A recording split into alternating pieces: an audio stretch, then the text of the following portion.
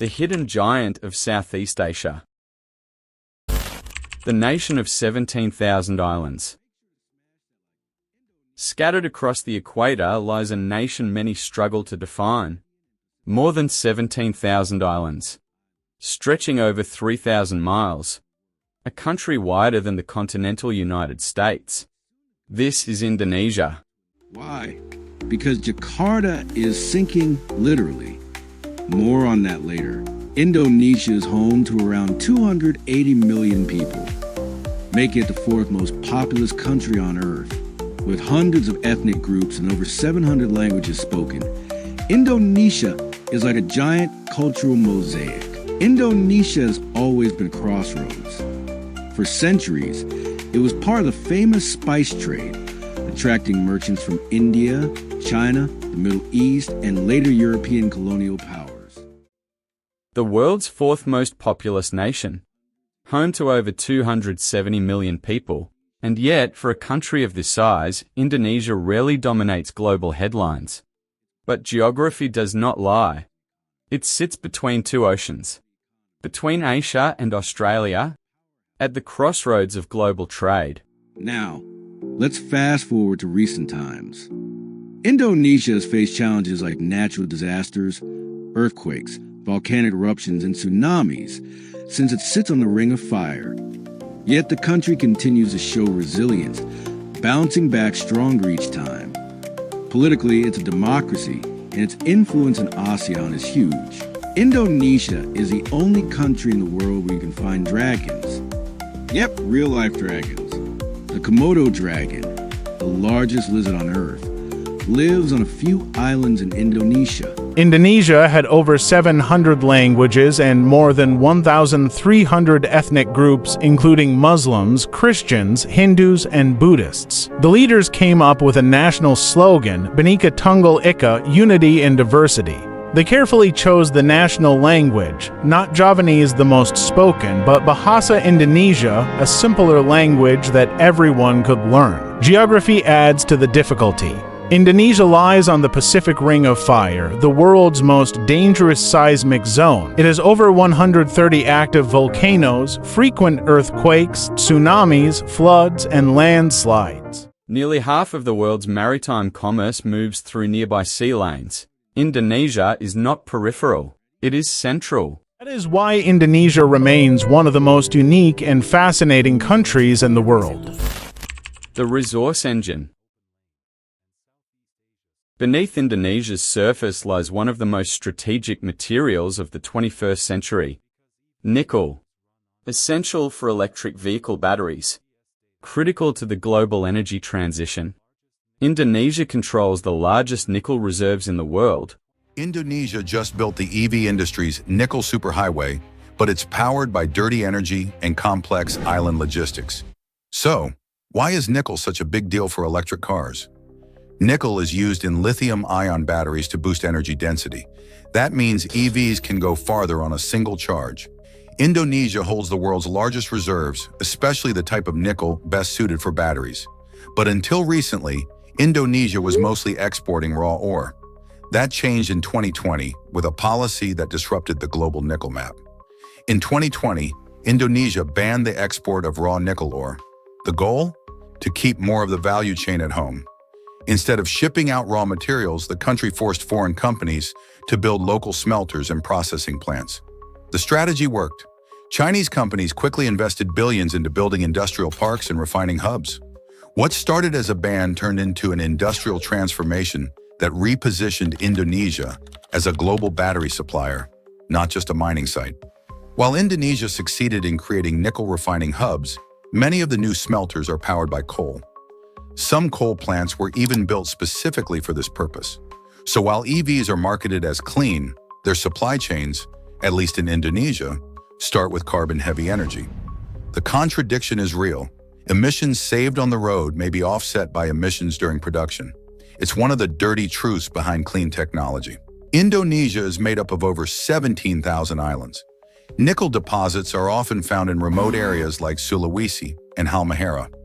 Moving ore and refined metal from these islands to global buyers required entirely new infrastructure.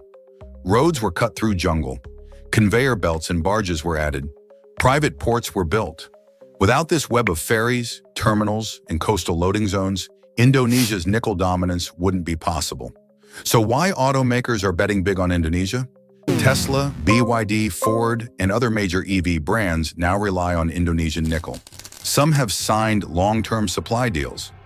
Others have explored joint ventures or even setting up local operations. Indonesia is no longer just a source of raw material.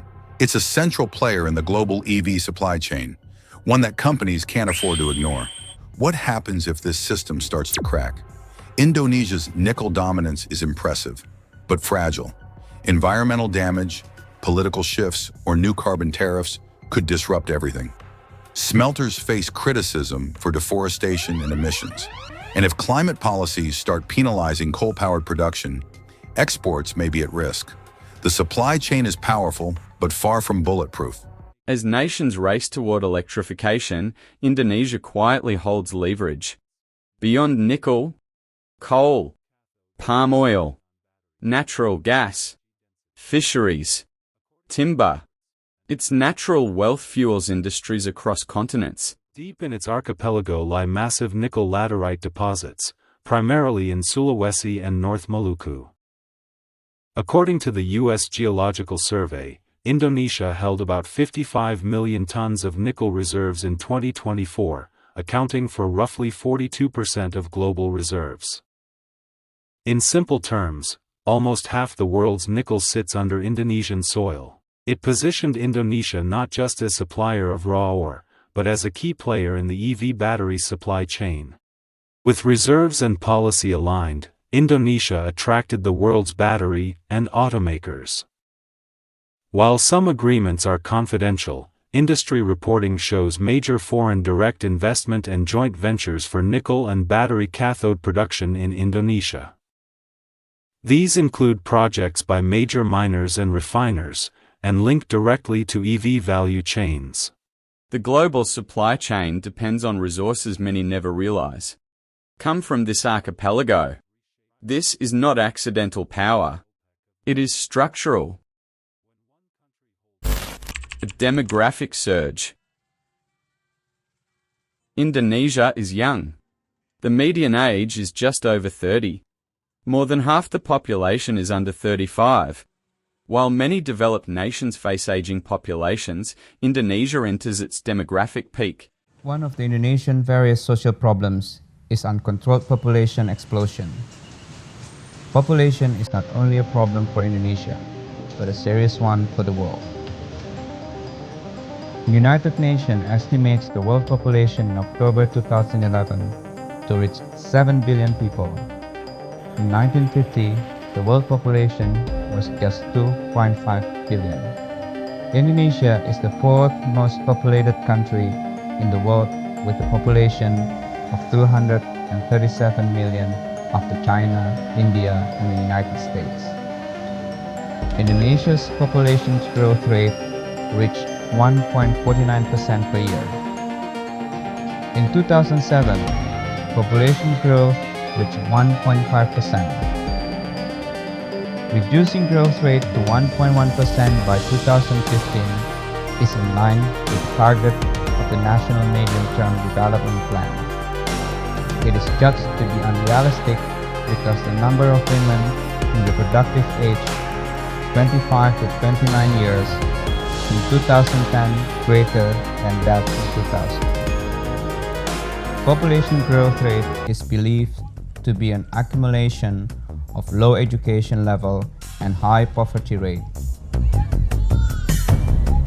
Both factors lead to low awareness of birth control exacerbated by cultural factors associated with noble value of having many children in an agricultural setting. One of the successful efforts to curb population growth in Indonesia is the family planning program. It reaped tremendous success by suppressing population growth rate from 2.8% at the beginning of the program in the 1970s to 1980s to 1.98% between 1980 to 1990. A growing middle class, an expanding digital economy, one of the fastest growing internet markets in Southeast Asia. Technology startups multiply. Urban centers expand. Centralized government system allows the government to utilize its powers to effectively mobilize resources. The wave of reformation that started in 1998 fertilized the euphoria of democracy and freedom for citizens. Various types of coercion during Suharto's government programs were eliminated regardless of whether they were good or bad. One of those is the family planning program of the New Order, which many considered as not allowing women to make decisions for their reproductive life and rights. Since then, population growth rate that decreased from 1970 to 2000 was stagnant since 2000 to 2010 at 1.49%. The distribution of population, which is concentrated in Java with 57.49%, has also created various social problems. Lack of clarity on government political will and fragile performance in population pose a huge core for those who work in the field of demography. Multi-stakeholders collaboration becomes a necessity. There are still opportunities to change the situation. Infrastructure modernizes. Demographics are momentum, and momentum is power. The strategic balancer. In an era defined by great power rivalry, Indonesia walks a careful path. It does not align fully with Washington. It does not submit to Beijing. Instead, it balances. As a leading member of ASEAN, Indonesia plays the role of regional stabilizer. Indonesia has been home to a diverse range of cultures, religions, and empires throughout its history. Native Melanesian and Papuan peoples were mostly pushed to the eastern part of modern-day Indonesia around 2000 BC by incoming Austronesian peoples who originated in Taiwan. As societies from the Indian subcontinent and China advanced, Indonesia would become a major hub for trade between the two regions. Major thalassocratic states started appearing in the area starting around 600 AD, with the Buddhist Srivijaya Empire, based out of Sumatra, and expanding from there to the Malay Peninsula and the island of Java, with Java being home to dynasties of both religions. The Hindu Majapahit Empire from Java would ultimately consolidate power across its home island, Sumatra, the Malay Peninsula, Borneo, Sulawesi, and even western Papua, along with many islands in between. Islam arrived in Sumatra around the 13th century and spread fully to Java by the end of the 16th century. Europeans, mainly the French, British, and Dutch, but also the Portuguese, came to the archipelago starting in the 1500s, mostly for the spice trade. The most major player, unexpectedly, was the Dutch, who established the Dutch East Indies as an official colony in 1800. These borders were mostly coterminous with the modern borders of Indonesia, with the exception of East Timor, which was for a while part of Indonesia. Indonesia became an independent country after the Japanese surrender in 1945, though a war to fight off the Dutch happened. Ending in 1949, most of the country became part of the sovereign and independent Indonesia. The country is composed mainly of speakers of Austronesian languages, but also unrelated Papuan languages on the island of Papua. Chinese immigration has given them a small but influential minority, mainly in Java. This will become more important later on. Indonesia is also home to many different religious groups, owing to its diverse history. Muslims are the majority in the country, but Buddhists, Hindus, Christians, and animists exist in large numbers. On this note, I should mention the influence that Java imposes on the rest of the country. The island has nearly 150 million people, or over half of the Indonesian population. In many respects, Indonesia is an empire of its own. Java is trying to hold the rest of the country together. 40% of Indonesians are of the Javanese ethnicity, and their languages and customs, especially regarding Orthodox Islam, is being spread across the country. Indonesia has fought many rebel groups within its borders, most notably that of West Papua, and you can be damn sure that's the Javanese coordinating the army. Its location near contested waters. places it at the center of global tension. But influence is not always loud. Every single president in Indonesian history has been of full or partial Javanese ethnicity, and the Javanese control the country's legislature. However, the Chinese also play a hugely influential role in Indonesian society. If the Javanese control Indonesia's government, the Chinese control its economy. A ridiculous amount of wealth, at least half of Indonesia's wealth, is concentrated into the hands of 1% of the population, and most of this population is Chinese. This is a common trend in many Southeast Asian countries like Malaysia, Thailand, and Singapore, though the Chinese populations in those countries are much larger. The country would likely break into nations that represent the major island groups, with Java being the largest successor state in terms of population. Being the seat of the former government, Java would probably continue to be allied with the United States in the West, though Islam would play a much greater role in the new nation society. China would try to gain influence in the new countries, though the level of success that they would obtain in doing so would rely on how much effort the United States and its regional partners put into stabilizing their influence there. The fourth largest country in the world, Indonesia is full of ethnic, religious, and political diversity, and spans across thousands of islands. Though the country has very little to unite under, they shared the common struggle for independence from the Dutch Empire, and have lasted as a mostly unified nation since its independence. Sometimes it is measured, calculated, strategic. In silence, Indonesia maintains relevance. Reinvention and the future. Di tengah bentangan alam Kalimantan yang asri, Indonesia memulai langkah besar untuk masa depan. 2 tahun sudah, semua bersinergi membangun kota baru, peradaban baru untuk masa depan yang lebih cerah. Kawasan inti pusat pemerintahan menjadi fokus awal pembangunan ibu kota Nusantara. Indonesia is building a new capital, Nusantara, a bold decision to relocate political power, to reduce environmental strain, to reimagine national development. Few nations attempt such transformation. Indonesia has reinvented itself before. Pembangunan ibu kota Nusantara ini melibatkan tenaga kerja lokal oleh sentuhan tangan anak-anak Ibu Pertiwi. Dan sebagai kawasan yang mengutamakan keberlanjutan lingkungan, ibu kota Nusantara pun dibangun dengan banyak ruang terbuka hijau untuk publik. From colonial rule to independence, from authoritarianism to democracy, from raw resource exporter to industrial player, the hidden giant is not hidden by weakness. It is hidden by perception.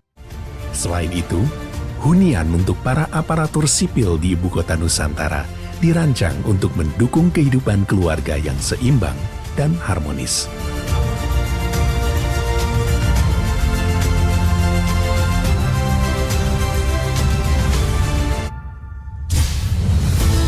Di samping itu, untuk mendukung gaya hidup masyarakat yang sehat dan aktif, Ibu Kota Nusantara memiliki ruang rekreasi alam dan olahraga untuk semua generasi.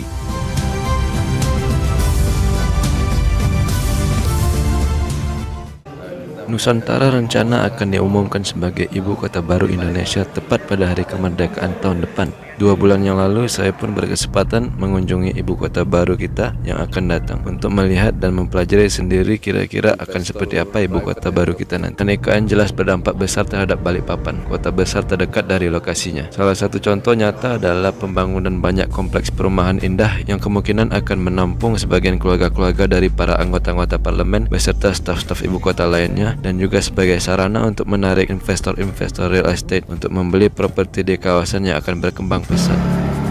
Banyak desa-desa di wilayah IKN ini sebenarnya dihuni oleh para pendatang-pendatang orang Jawa yang sudah lama menetap di sini. Wilayah IKN sendiri akan terdiri dari beberapa bagian yang tersebar di area seluas 2.561 km persegi, dan saat ini kita sedang melewati bagian terluar bernama Ring 3 yang tidak terlalu jauh dari jalan tol. Mereka udah bikin kayak jalanan boardwalk gitu untuk kita bisa akses ke titik nol nih. Ya, jadi enak dan upaya nggak perlu minta izin juga ya. Jadi untuk orang-orang lain umum boleh langsung aja ke sini, boleh akses. As global power shifts toward Asia, Indonesia stands at the center of Southeast Asia. Too large to ignore. Too strategic to overlook. Not explosive. Not theatrical. But steadily rising.